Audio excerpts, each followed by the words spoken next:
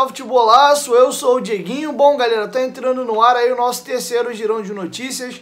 Deixa o like aí no começo do vídeo que ajuda a gente bastante. Segue a gente lá no Instagram. E vamos logo aí às informações. Bom, nos dois vídeos anteriores no decorrer do dia, a gente falou bastante aí do Alexandre Pássaro, de seus posicionamentos.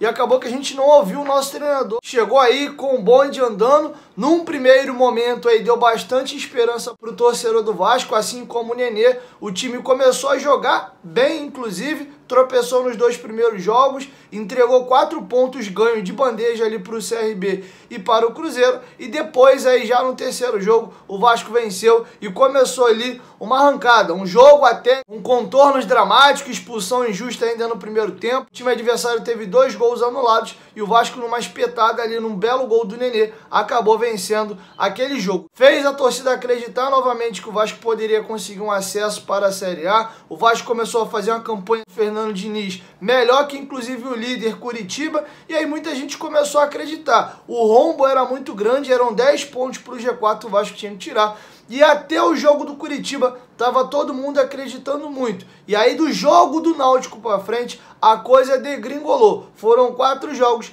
e 1 ponto conquistado. O Vasco abriu 2-0 na primeira etapa contra a equipe do Náutico, acabou cedendo o empate e depois perdeu 3 jogos em sequência. O jogo do CSA em São Januário de virada, o jogo contra o Guarani com contornos dramáticos, aos 43 minutos 0-0 tem um pênalti a seu favor e a equipe perde. E aí para o Botafogo, o Vasco passou a sua maior vergonha na sua história dentro de São Januário, perdendo por 4-0. Então todo o enredo aí da passagem do Fernando Diniz vocês já conhecem, mas eu gostaria de trazê-lo aqui para que a gente possa entender um pouco do que está se passando na cabeça do nosso treinador. Vou deixar com vocês agora o Fernando Diniz fazendo um balanço do seu trabalho no Vasco, fazendo uma análise do elenco do Vasco e depois ele vai dizer se fica ou não fica no Vasco para a temporada de 2022. Futebol tem coisas que infelizmente elas escapam ao nosso controle. Hoje eu corroboro com o que o Pássaro disse, é um dia extremamente triste.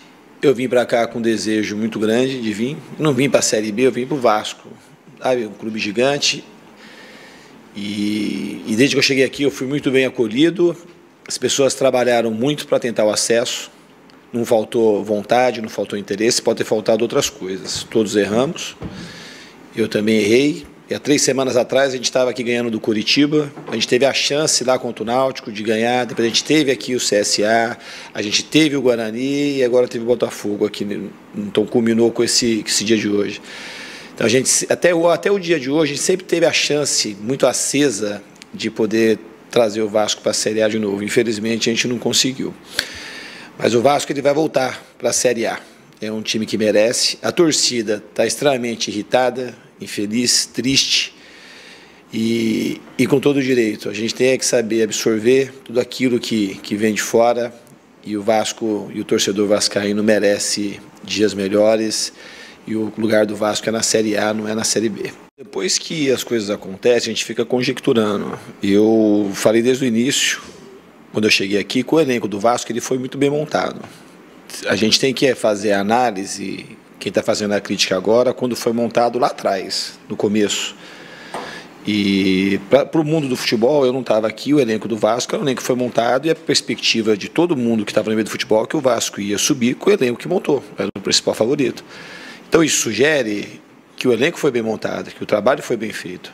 Só que isso não tem, o futebol não tem certeza, as coisas infelizmente não aconteceram. Eu cheguei aqui e ainda a gente tinha chance de subir. Então a gente está falando do Riquelme que estava aqui. O Zeca, embora ele seja destro, ele jogou e se destacou e foi para a seleção como lateral esquerdo. Na seleção olímpica, foi campeão olímpico como lateral esquerdo. E nós tínhamos 2 laterais direitos. Então tinha o Zeca e o Riquelme e tinha o Tenório e o Léo Matos. Eu procurei colocar os melhores jogadores. Se tivessem 2 canhotos, como eu achei que a zaga nesse momento, com a saída do Miranda, tinha que ser montada com 2 canhotos. Tinha jogador destro para botar. A gente podia subir o moleque da base para jogar, mas o Zeca veio para jogar de lateral esquerdo e o reserva do Zeca seria o Riquelme. Eu achei que os 2 tinham que ser titulares nesse momento que eu estava aqui. Então eu coloquei um lateral esquerdo com o pé canhoto, que é o Riquelme, e trouxe o Zeca aqui para a lateral direita.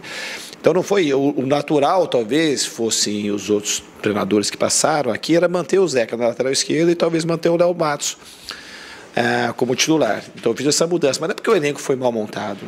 absolutamente. Acho que tinha 2 laterais direitos, um da base, o Tenório, e o Léo Matos jogando. Do outro lado tinha um mais experiente, que era o Zeca, e um jovem, que era o Riquelme. E tinha peças de todos os setores, se você falar, tinha peças do time. Não é... Depois que as coisas acontecem, a gente acaba querendo achar muito culpado. A gente tem que corrigir, porque foi insuficiente. Todo mundo errou. Eu cheguei, tenho minha contribuição, que eu errei também, junto com todo mundo.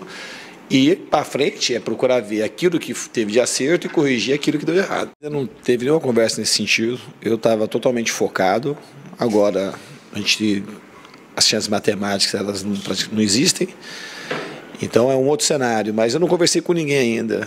Eu tenho que trabalhar todos os dias e se for da vontade do Vasco, a gente tem que conversar, mas acho que não é o momento agora de conversar nisso. Mas o Vasco vai ter que começar agora a pensar de fato no ano que vem. Bom, outros 2 temas importantes aqui, eu vou trazer para vocês o Fernando Diniz tentando explicar por que o time do Vasco degringolou. Como eu narrei para vocês até o jogo do Curitiba, o aproveitamento do Vasco era muito alto e do Náutico para frente. 4 jogos disputados, o Vasco fez apenas 1 ponto. Outra coisa que chama muita atenção, o fator emocional e psicológico da equipe do Vasco. Quantos pontos idiotas o Vasco largou pelo caminho. Partidas que estava ganhando, tomou o gol no último lance, partida que estava fazendo 2-0 e acabou cedendo o empate, partidas que o time tomou a virada, e a gente percebe que quando o time do Vasco tomava o gol, parecia que a equipe se abalava demais. Então vou deixar o Fernando Diniz comentando essas 2 situações. Mas antes, rapidinho aqui, você que acompanha o canal Futebolaço, você gosta de notícia e informação, eu vou te apresentar o melhor aplicativo de futebol do mundo, que é o OneFootball. Na OneFootball você tem notícias do futebol brasileiro e do futebol europeu, de graça na palma da sua mão. E o mais bacana, você pode personalizar o aplicativo com o seu clube do coração. E aí, toda vez que tiver notícia do Vascão, a OneFootball manda uma notificação na tela do seu celular. Além disso, você pode assistir de graça todos os jogos do campeonato alemão.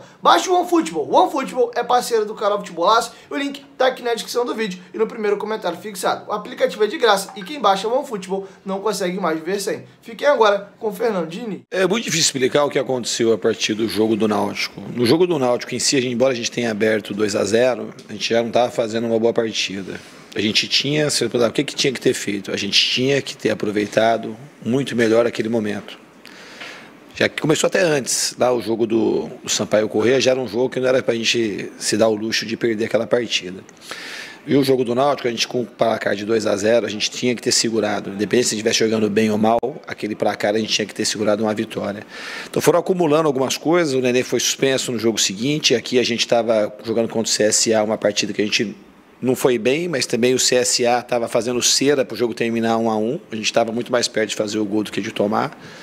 Tomamos o segundo e ainda o terceiro, e depois lá contra o Guarani foi aquela história, a gente tem uma bola para decidir o jogo aos 43, 44 do segundo tempo, um pênalti, a gente não faz o gol, ainda toma o gol de contra-ataque. E aqui hoje também, a gente começou o jogo, se você pegar os 10, 12 primeiros minutos, parecia que a gente ia, como foi contra o Curitiba, quando foi contra o Goiás, parecia que a gente ia fazer o primeiro gol, o time ia emplacar uma grande tarde, ia dar alegria para o torcedor, ia manter acesa a chama. E do escanteio nosso, a gente tomou um gol e logo em seguida tomou o segundo, e a expulsão, e aí as coisas fugiram completamente do controle e tivemos uma partida muito ruim, né, de um placar desastroso. É muito difícil você apontar um motivo ou porquê. A gente fica o tempo todo tentando apontar e às vezes a gente não consegue. A gente trabalhou muito para corrigir a bola parada do Vasco, era uma coisa que a gente tomava muito gol, a gente praticamente não tinha mais sofrido com a bola parada, fomos tomar um gol hoje, era que a gente estava com a menos.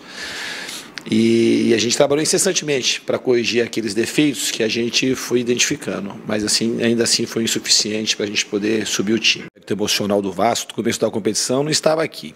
Depois da minha chegada, acho que a gente teve 2 oportunidades grandes. A primeira, logo que a gente chegou, teve os 2 empates, que a gente mereceu a vitória, tanto do CRB quanto do Cruzeiro. Depois tivemos uma sequência de vitórias, que a gente podia ter estendido essas vitórias que culminaria na frente com o acesso à Série A. Depois a gente teve aquele jogo contra o Sampaio Corrêa, a gente retomou aqui contra o Curitiba e o jogo do Náutico, tivemos outra chance de poder avançar e ficar muito perto do nosso acesso, a gente não soube aproveitar. Então esses 2 momentos a gente teve um emocional muito forte e a torcida veio junto.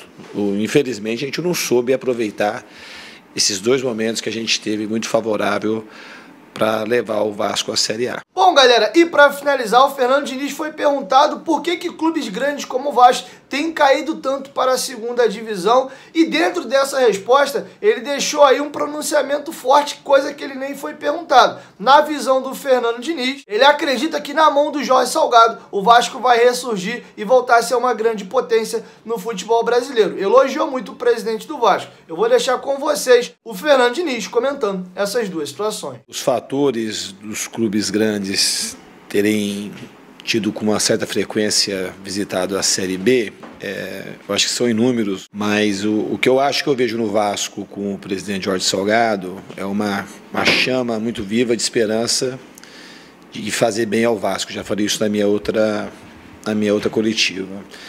Às vezes a gente tem acha que o futebol, eu falo para o Vasco e falo para o futebol brasileiro, agora a gente acha que às vezes fazer o certo, quando o resultado esportivo ele não acontece imediatamente, a gente quer demonizar aquilo que foi feito de correto. E eu vejo muitos acertos no presidente Jorge Salgado. Eu conheço há muito pouco tempo, mas é um cara muito sério, inteligente e corajoso. E os clubes que fizeram a lição de casa, fizeram pelo mesmo caminho que o seu Jorge Salgado está fazendo no Vasco. Então, eu confio muito nele como pessoa, como gestor, como figura de alta inteligência, e ele vai conseguir. O Vasco, sob a sua liderança, eu tenho muita convicção de que ele vai entregar o Vasco bem melhor do que ele pegou. Bom, galera, complicado. Enfim, vou encerrando minha participação por aqui e amanhã, bem cedinho, por volta de 4, 5 da manhã, eu tô chegando com mais informações, beleza? Chegou até aqui, ó, dá essa moral, deixa o like que ajuda a gente bastante. E claro, se for a tua primeira vez aqui no canal, não esqueça de se inscrever e ativar o sininho das notificações, que aí toda vez que tiver vídeo novo aqui no canal, o YouTube vai te notificar e tu vai ser aqui muito bem informado, beleza? 1, 2, 3, futebolaço. Tamo junto, família. É qualquer momento de quem volta. Tamo junto, valeu, fui!